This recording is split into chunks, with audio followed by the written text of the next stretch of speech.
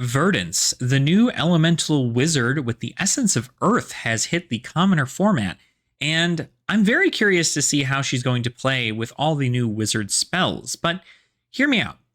What if we took all the wizard spells out of wizard and instead played guardian?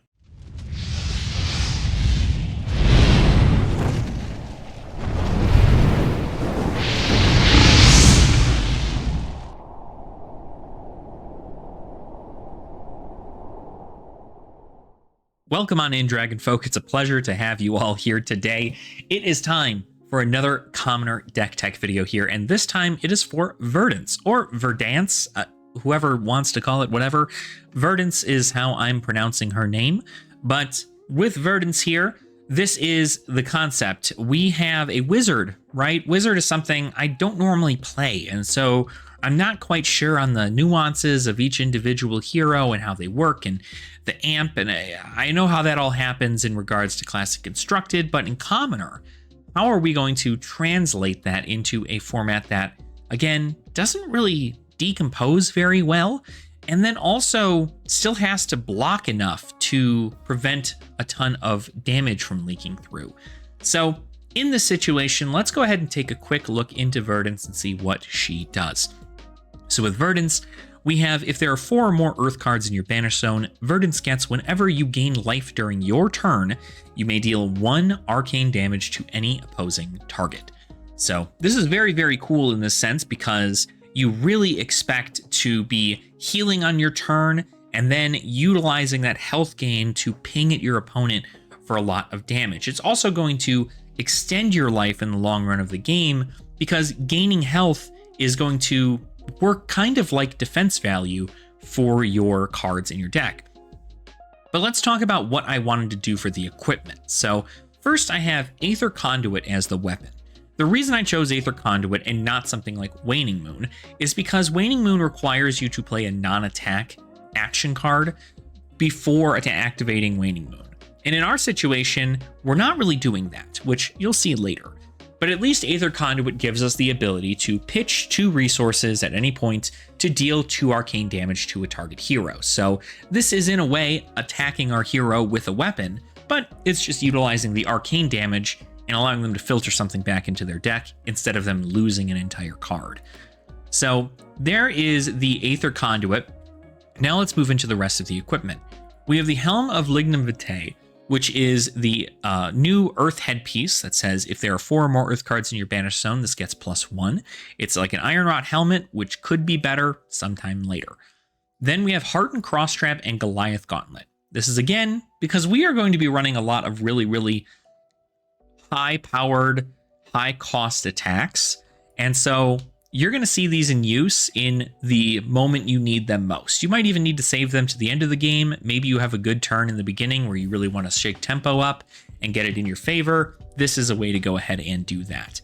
And then finally, we are playing the Well Grounded in this version. Now, the reason Well Grounded tends to work better here is because while it's difficult to decompose in Commoner, or at least decompose fast enough, in most cases with Commoner, you're at least in Earth, you're healing a lot more in this deck. So this deck focuses a lot around healing, which means that you get to live longer to see this decompose happen. So Well Grounded actually is in a pretty good spot for this. It just prevents 2 damage. You can destroy it at instant speed to prevent 2. So totally good on that regard. But let's go ahead and move into the main deck and kind of show off what I'm working with here. So in the main deck, we have our only wizard cards being Arcane Twining. Now, Arcane Twining I like because you can, at instant speed, amp this. You can discard it to amp the next arcane damage spell. So for instance, if you know you're going to be healing on your turn, you can always discard these to amp up the next spell that you have for arcane damage. So very, very effective here. Something I thought about was putting in the 1-cost arcane damage spell that does this exact same thing. Arcane, maybe it's like Polarity Shifter or something. It does this exact same thing, except it deals 4 arcane damage instead of 3. AB3 is kind of a key thing for arcane damage in Commoner. A lot of people figure that AB3 or Arcane Barrier 3 is the most efficient way, and you shouldn't do anything over or anything under, especially going into Wizards. But if I had something that dealt arcane damage that is in 4, then it kind of leaks that damage. It's an arcane breakpoint in that sense. So that might be something I end up changing out and tweaking. But for right now, this does the job of what I need it to do. Then we also have our decay cards, or our decompose cards. Now, it's weird because if you look at our Florian video, which you can go check out, we also have one for Aurora out as well at this point. So make sure to go ahead and check out those heroes and how they turned out. We are actually only running 6 decompose cards in this deck. And the reason being is because we're able to kind of keep ourselves alive long enough and disrupt enough, kind of force our opponent to do some heavy blocking to be able to last long enough to see these decompose cards enter into the, or, activate their abilities. Because the first thing we need to do is get earth cards into the graveyard. Then we need to run into some of these decompose cards in order for us to continue on and get that ability of Verdance's online. So Cadaverous Tilling being kind of the best one out of all these, and then Blossoming Decay being the next best. Blossoming Decay actually has a ton of value in this deck because when you do decompose, you gain a life. So if you already have 2 earth cards in graveyard and you go to decompose again with this card, it will see that you have 4 in grave, and then you can go ahead and gain that life. Verdance's ability, after you have 4 in the banish zone, you'll go ahead and deal 1 arcane damage on top of this as well. So it's kind of like dealing an additional damage there too. So a little bit of extra stuff on the Blossoming Decay for your opponents to worry about there, but it is a very, very nice card. Then we move into Fertile Ground. This card heals for a lot. Now, you can also pay 2 to gain 2 life if you really wanted to. If you're in a clutch situation where you know you're going to win the game by doing this, that's great. But in most cases, you want to wait until you are at 4 or more earth cards in your banish zone to then gain 5 life on these Fertile Grounds. Very, very effective in just keeping a whole bunch of your life total up, because gaining 5 life off of this is huge. So I think that is going to be a big, big benefit for you. It also, again, when you heal, you use this on your turn. It's an instant, so you can use it on your opponent's turn to block with it. But in all honesty, you can use it on your turn and still get that 1 arcane damage from Verdance's ability. Then we are running the Rainbow of Fruits of the Forest, the 2 red, 2 yellow, 2 blue. This is because when you do end up discarding this on your turn at instant speed, you gain 2 life and you can deal 1 arcane.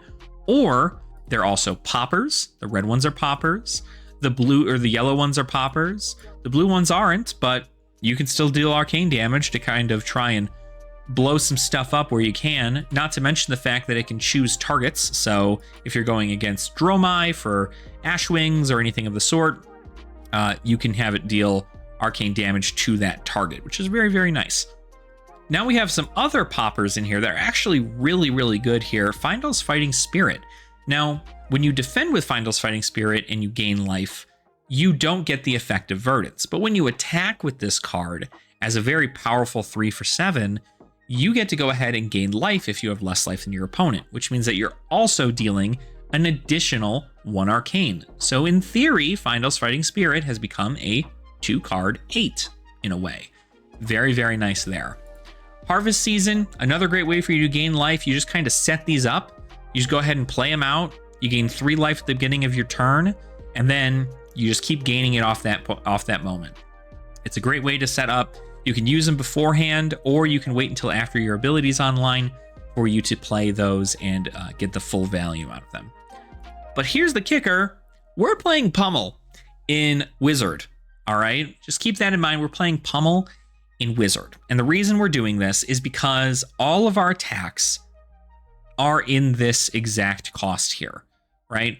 Findle's Fighting Spirit, Fruits of the Forest, Cadaverous Tilling, Blossoming Decay, and even Strength of 4 Seasons. All of these attacks that we have in the deck are 2 cost or more, which are what Pummel is looking for. With Pummel, we have the ability to add disruption to these attacks outside of just the arcane damage that we're presenting, which means that if you save a red pummel until the end of the game, where it's a clutch decision in which you are able to come in and overpower your opponent with a pummel and they might not be expecting it, maybe they already went through all their defense reactions at the beginning of the game, this pummel can win you the game. It also provides, again, that big disruption. Whenever a target attack action with cost 2 or more, or 2 or greater, I should say, gains +4 or +2 on the blue, then if it hits, the defending hero discards a card. So it's a great way to kind of shut your opponent down. They're already going to be blocking, but sometimes they're blocking just enough to kind of get them by, and this makes them throw another card in the way, whether it be a defense reaction or it be them having to discard a card from their hand. So very effective there. Then we have Sink Below. Sink Below is, of course, a great defensive tool inside this deck. Again, we want to kind of try surviving as long as possible here, and Sink Below is really going to be the thing to do that, because with Sink Below, we are going to just simply be waiting for cards, right? We can filter out reds. If we have an all red hand, we can filter that out for a blue. If we're looking for anything else there, we can just make that happen. It's in a very, very good spot. So Sink Below has always been a great choice. You can also add in Fate Foreseen if you really wanted to stay more and more defensive, but I don't know that I would need to do that. Strength of 4 Seasons. This is another one of those cards that really shines after you've gotten your ability online and that you've already gotten those 4 or more Earth cards in your Banish Zone. Unfortunately, if you try to play this beforehand, it's just not good. Like, the card is just not good. So try to pitch stack these a little bit more efficiently, keep them for your second cycle, and that way when your second cycle rolls around, you can come in with these cards, huge amounts of damage as a 2-card 8, and they're very powerful. Even the 2-card 7s with Strength of 4 Seasons yellow is enough to really kind of push damage towards that end game and get you to that victory.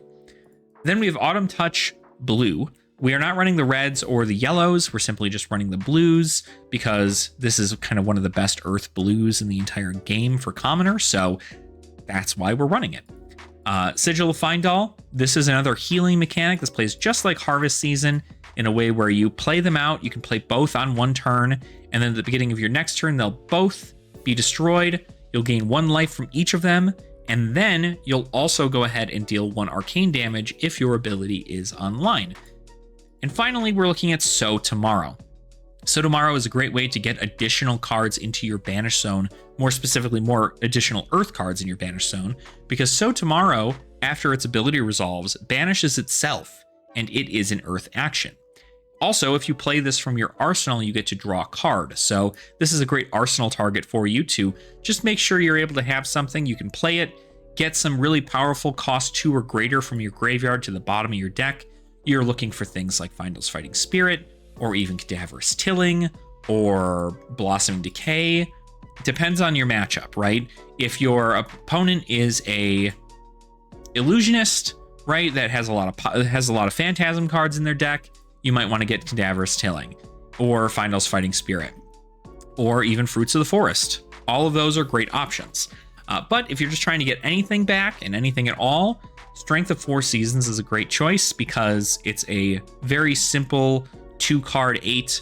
You only need 2 resources, so if you happen to have a yellow in your hand and then this, it's much better than having a red in your hand and, having a yellow and then also having Cadaverous Tilling. Because Cadaverous Tilling also needs to have Decomposed in order for it to get its +2, whereas this will naturally get it, especially towards the end of the game. So Tomorrow is a great way to get that all in there. And then finally, our just package here is pretty much basic. I have Arcane Polarity for any Rune Blade matchups or any kind of arcane damage matchups. Oasis Respite for those really, really big attack heroes like Guardians, or even you can even probably use this into Refractor Enigma if you really wanted to. I'm not big on it just yet, but it is something that you can test. It's also great into, of course, wizards that happen to do really big arcane damage. So if you have somebody coming in with an Aether Flare for 3, you can Oasis Respite the Aether Flare, stop it from going off on their snapback, and you're in a good spot. And then No Rune Hood, again, mainly just for rune chant stuff. I don't know if I want to run a full AB package against wizards because I also heal a lot. And the fact that this deck heals is enough for me to go, okay, I might not need all that AB. Because let's just put it into perspective, right? If all 4 of these Blossoming Decays were to go off, this is a very, very specific scenario and will probably never happen. Let's assume all 4 of these Blossoming Decays go off. That's 4 health. Each of these Fruits of the Forest is 2 health. So that's a whopping 12 additional health on this here. So it's 16 health. Then we've got 4 more here, 20 health, 26 health, and then 28 health. And then even if we run Arcane Polarity, right, that's 36 health, or Oasis Respite, which is a little bit less. So overall, we're gaining double our life total almost in health throughout the course of the game.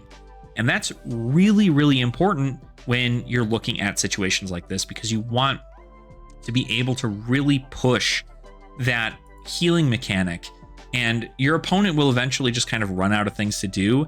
And all this healing makes up for the fact that your cards block for 2. A lot of these Earth cards block for 2, other than Autumn's Touch, right? Strength of 4 Seasons blocks for 2. Harvest Season blocks for 2. Cadaverous Tilling and Blossoming Decay block for 2. Fertile Ground heals you for 5. I completely forgot about Fertile Ground.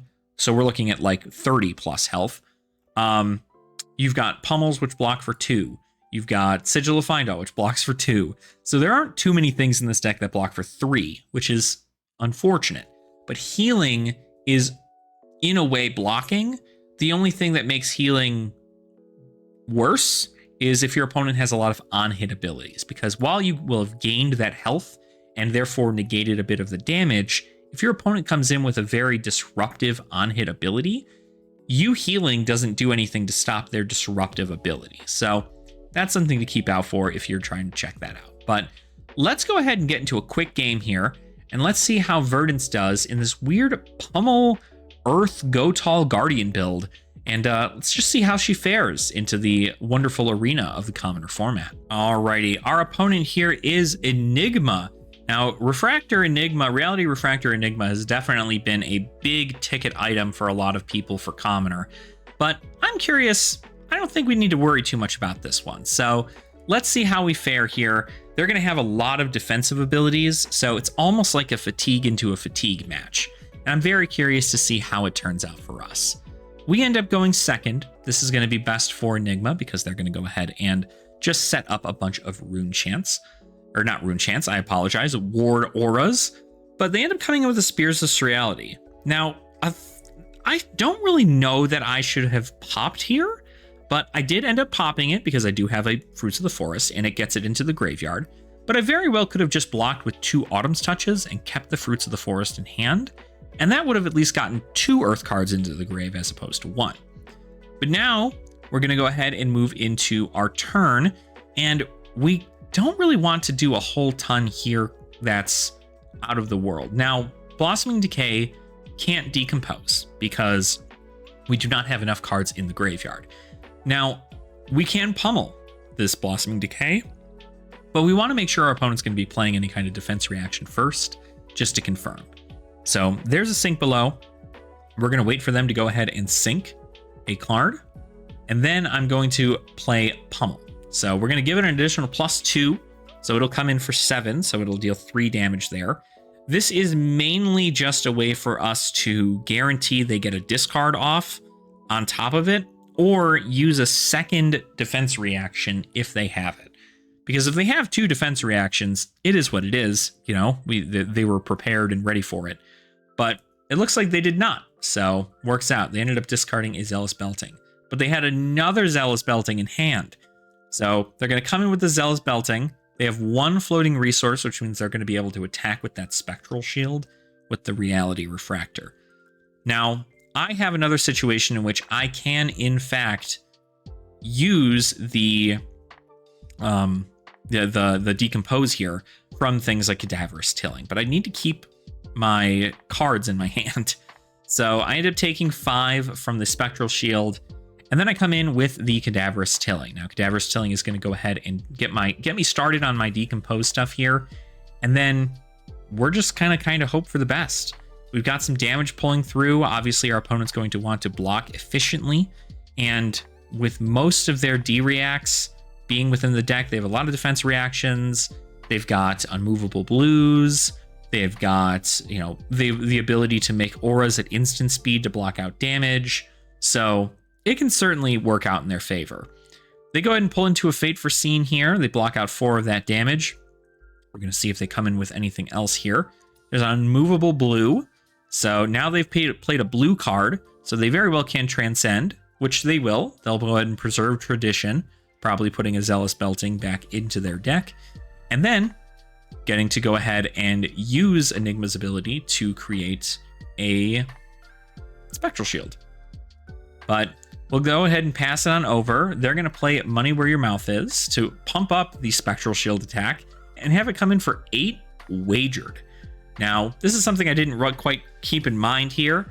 I went, oh, okay, I'll block here and I'll block out 7, but I didn't want them to gain a gold, and I really didn't want to give up my whole hand. So what I'm doing here instead is I'm actually going to just block with the things I was blocking with previous, because I had forgotten that Arcane Tilling blocked for 3. I'm going to block with my Headpiece here early. This gets another Earth card into the graveyard, which is really effective because it allows for me to set up for this Cadaverous Tilling for our next turn. So we put Cadaverous into the arsenal, and then we wait. More cards in our hand that only block for 2. Very unfortunate for us, because our opponent can come in with a casual 5 or, you know, anything more than that, really. But it is, because they have auras on the board, they don't get to utilize things like Spectral Manifestations. But this Enigma Chimera coming in is kind of rough, because if that Fruits of the Forest was a yellow, I would be in a good space. But because it isn't, I pretty much just have to figure out, do I want to take the whole thing, keep the pummel for when I pummel my opponent, or do I just block? So in this instance, I'm actually going to just take 6 here, go down to 7. It's a very, very crucial thing that I make sure that I'm still able to decompose. So we're going to go ahead, we're going to pop our Cross-Trap and Gauntlet here. This is going to allow us to give an additional amount of damage to Cadaverous Tilling to kind of clear those wards. And we're going to have enough resources to be able to pummel this Cadaverous Tilling if we need to. So that's going to be really, really nice. And we're going to hope to strip more and more cards out of our opponent's hand. So we're going to banish the 2 Earth and then a action card. We are now officially online on Verdance's ability and coming in for 10 damage. We're going to have to try and figure out again, because with the ability to block so much on our opponent's side, and they're also running Arcane Barrier 3, it's going to be really, really difficult for me to just deal arcane damage to clear out my opponent, which is why I'm so happy I have the physical damage of this deck. Now, I want to bait out my opponent's defense reactions before committing. So they are going to defense react with a Sink Below blue, and I'm assuming they have others there too, but I'm just going to go ahead and hit with a pummel. That way I can guarantee this effect gets off. That kind of negates the Sink Below a blue there. And they're going to have to discard a card when this hits. And there's no way they're blocking 12. We've moved past reactions. They warded a few of that damage off, but they aren't going to get anything off the Waning Vengeance unless they have a blue in pitch, which they do. And then Waning Vengeance is going to be able to come down, and it's going to get another Spectral Shield out for our opponent. So they end up taking only like 6 damage and then still get 2 Spectral Shields on the board. But what I do instead here is I go ahead and heal 5 because I want to go ahead and ping those or get another card out of our opponent's hand. Because unlike with Cosmo, where she can attack with any of these Spectral Shields for free, the Reality Refractor, you at least have to have 1 resource in order for you to attack with these. So 6 damage comes in. We're now back to a meeting life total, which is nice. We're at polarity here, which is just wonderful. It's where we want to be. I end up blocking with the Well-Grounded here, but I realize that it's not what I wanted to do with it. I simply put it into block, but it does not activate its ability. So I just didn't activate it during the window it was supposed to, so that's why it's still there. But in this scenario, I'm going to come in with the Strength of the 4 Seasons. This is a comfortable 2-card 8. So this is a lot of damage that our opponent's going to have to try and deflect.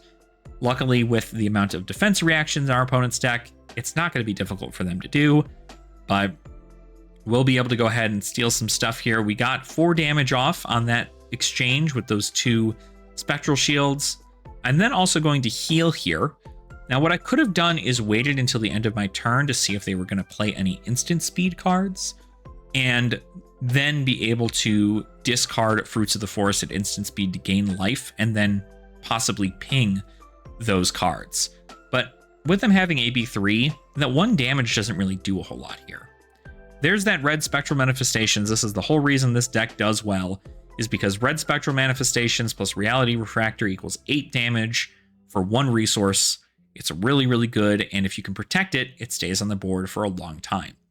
Now I take 4 here so I can go down to 6, which is below 7, which means that when I attack with this Finals Fighting Spirit, I'll gain a life and then deal 1 arcane damage. So not only am I coming in with a very crucial breakpoint and also lethal, but I'm also coming in with arcane damage to be able to defeat my opponent.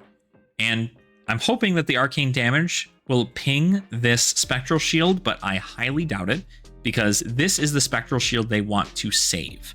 With a +3 counter spectral shield on the board, that's how Enigma wins. And so this is where you run into a lot of those defense reactions and other things, but it does ping it. The arcane damage was pinged there, which makes me think they have another one available sometime soon, because you need to have no auras in order for spectral manifestations to work.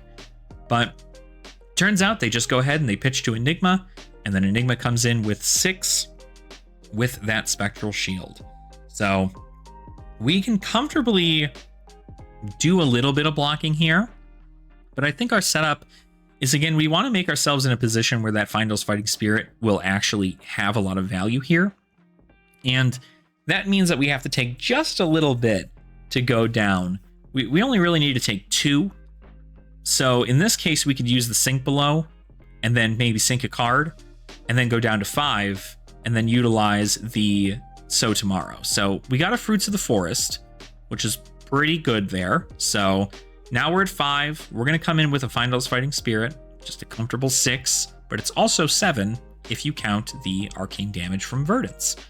So again, there's that utilizing that best option of the value of the card, because you want to make sure that you're getting that health off of it. Because if you're blocking with it and you're getting the health, you're not getting the arcane damage from Verdance. But if you're attacking with it and you're gaining the health, it's like getting +1 onto Finals Fighting Spirit, which is good.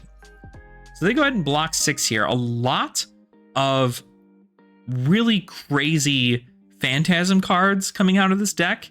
And I don't know how I feel about that, because I really don't like the fact that that's the case. I have a lot of poppers, but I'm using them.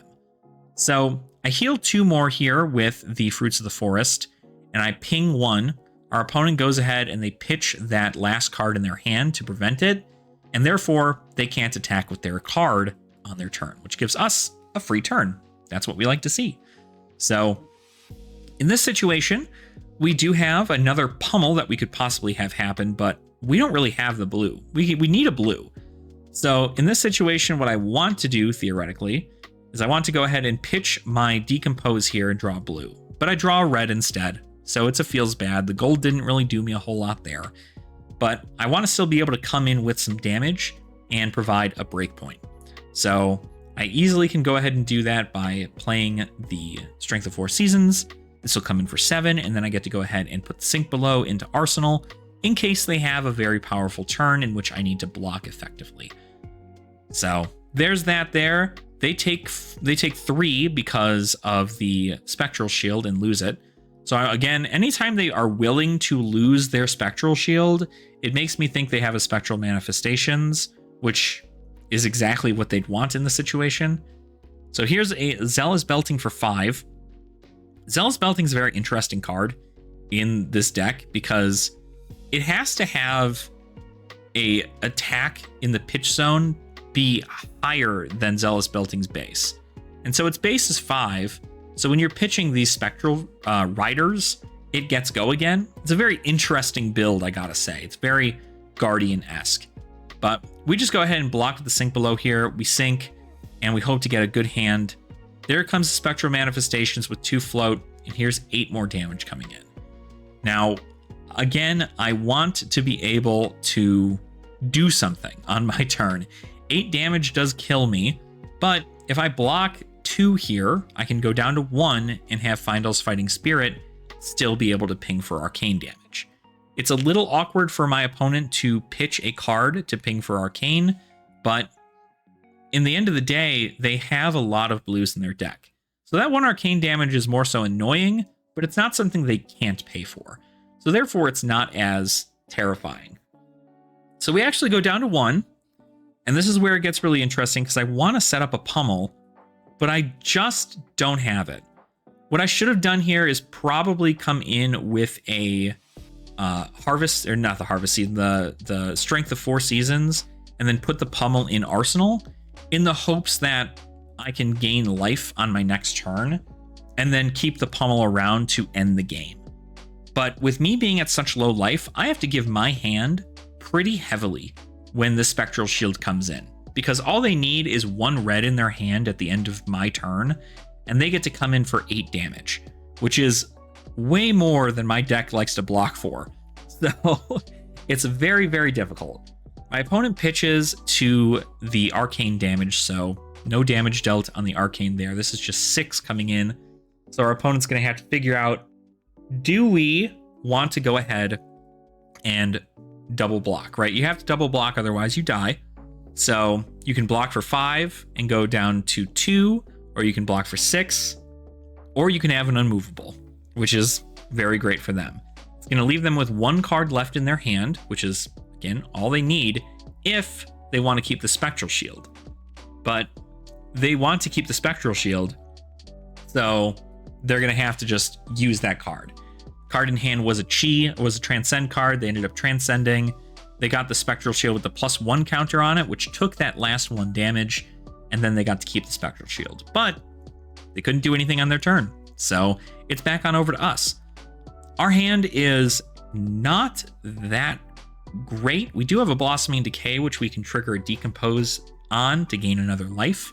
So that's just even more life for us to worry about now. But the fact that Blossoming Decay only comes in for 5, this would have been a really, really good card to have pummel on, because our opponent probably would not have had any kind of concept in regards to a pummel on this. And so it would have been just perfect. But instead, it didn't end up working out. And we pitched that pummel to the bottom instead of having it in arsenal. So we definitely should have gone with a different route there. And I realize that now. But that's okay. You live and you learn. So we're still coming in for 2 damage here. That's going to pop that Waning Vengeance. And they're going to go ahead and go to 3. It's 3 all. Still a bit of a fatigue game here. I'm trying to figure out if I want to go ahead and try to pop that Spectral Shield and just gain the life. They have 1 floating. In hindsight, shouldn't have done it because they can just pitch to AB and keep that card in their hand. So kind of a wasted card on my end, but it is what it is. So here comes the Spectral Shield for 5. I have 5 life, and so I can probably keep my whole hand here, but my hand is all blues and no real crazy attack actions. So I'll just probably go ahead and just present more and more damage in the hopes that my opponent blocks it well enough. So I go ahead, I wait for the instant speed effect. I block 2 damage off of this Spectral Shield, go down to 2, and then it's time to just kind of crack back at our opponent. We're going to play 2 Sigil of Fyendal, because 2 Sigil of Fyendal is going to help us on our next turn if we live. And then we're going to play this Autumn's Touch in our hands for 5 damage. And we're going to get to put the So Tomorrow in the arsenal, which allows us to recur a card into our deck. So we can go ahead and put a card from our graveyard into our deck, and that will help out a lot. There's a Sink Below, so we're going to choose to sink something. But with Spectral Shield out, it just blocks it out entirely. And then we get to see what they've got. They have no more red Spectral Manifestations. So in our case, we kind of are in a clear spot for the most part. And we're just kind of hoping that they don't have anything absolutely insane. So that's always the best part, is just we're fighting back and forth. This is the back and forth of Flesh and Blood, and it's kind of the best option here when it comes to it. I'm always really happy to see the power behind it. There's that red pummel also back in our hand. We only have 6 cards left in our deck, and our opponent has 14. So it's kind of gotten down to a fatigue game. This is the perks of Illusionist, is they don't often need to attack with cards in their deck when it comes to damage. They instead can just attack with their weapons or their illusions. But here's an Enigma Chimera. Now, this would have been a great time for me to have a popper, but unfortunately, I've used them all, so I don't have any more poppers left. So instead, what I have to do is block here. I block 9 and then realize I can block 7 and go down to 1. Keep a card in hand for that So Tomorrow and see what I can utilize. So I actually go ahead and I just undo this because I don't want, to be playing at a poor level here. So we're going to probably end up keeping the pummel in hand, and we're going to get rid of the rest because I want that pummel to help me, kind of really, really clutch this game. And that's my hope, is to keep it in the deck for the late game and then hope for the best. My issue here is that I'm also giving away a lot of cards that are very, very good resource cards in our deck. And so because of that, it's not going to be easy. But here we're going to gain 2 life from both of these Sigils of Findal and then deal 2 arcane, or at least try to deal 2 arcane. Our opponent is more than likely going to try and keep the Spectral Shield out because they don't really have much else. And they have AB3. So even if they have a Chi in hand, this is going to be super effective for them.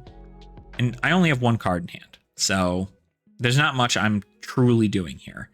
So I gain 2 from those, pitch this pummel, play the So Tomorrow, and I end up actually getting back a Strength of 4 Seasons red. And this is just because it's a very easy card to play and come in for 8 damage.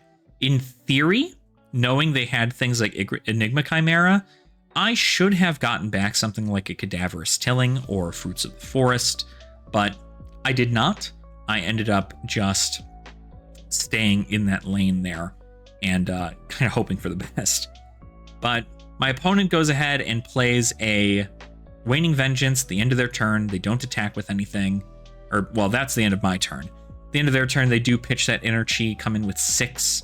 It's a lot of damage coming in. Again, my stuff really blocks for 4. Or really blocks for 2, I should say. But this Fertile Ground's nice because I can always go ahead and gain 5, take 6, go down to 2. And that will be... that'll still put me at that polarity of being right under my opponent, so they can't utilize any effects that give them some kind of go again based off it or whatever. But here, I want to keep the pummel in arsenal, so I just go ahead and I just try to swing for 2 here. 2 arcane damage here, not effective. All right, this is not effective. The fact I wanted to keep the pummel in arsenal is great, but I just can't do anything else after that. They go ahead and they just AB2 comfortably. And now I'm back with 4 cards in my hand and 1 card in my deck. They have another Enigma Chimera.